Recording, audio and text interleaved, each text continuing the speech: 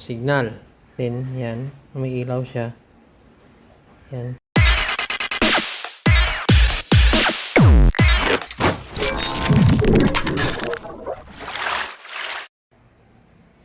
Magandang araw po sa inyong lahat.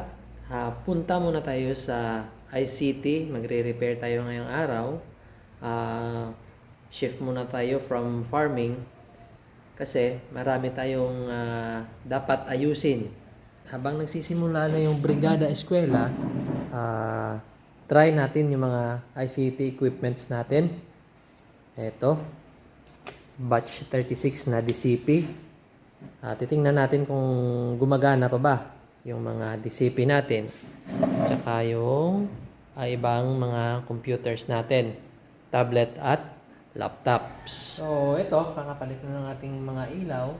Tsaka after ng pandemya, ng lockdowns, tsaka nung nakaraang school year, hindi na nagamit tong room na to. Kailangan natin check at i-repair kung anong dapat nating i-repair.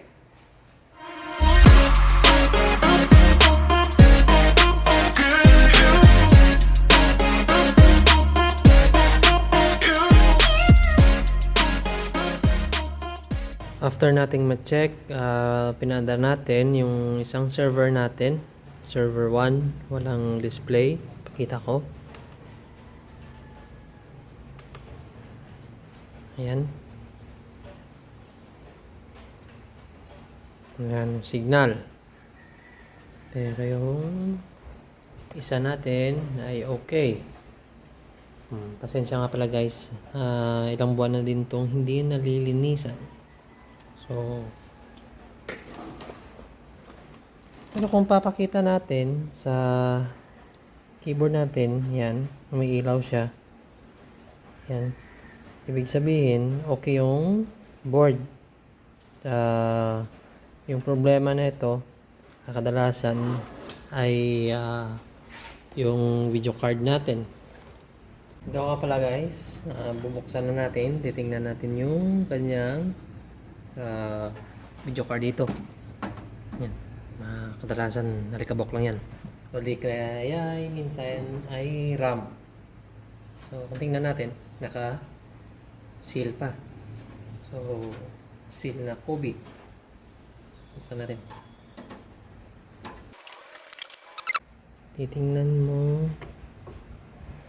Daming kailangan natin linisin tong mga to. So lilinisin natin yung kanyang video card. So lilinisin natin gamit yung blower natin, air blower, tsaka paintbrush.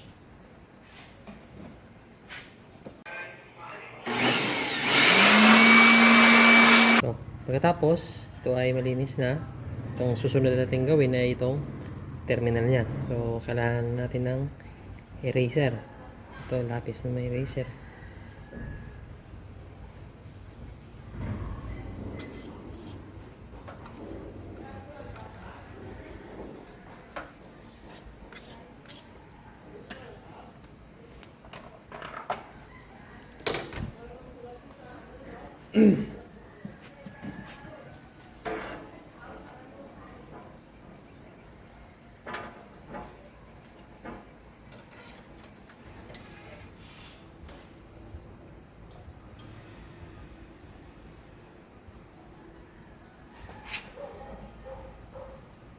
Ayun. At yun na nga yung kanyang nalinis lang natin yung kanyang video card. So, okay na yan.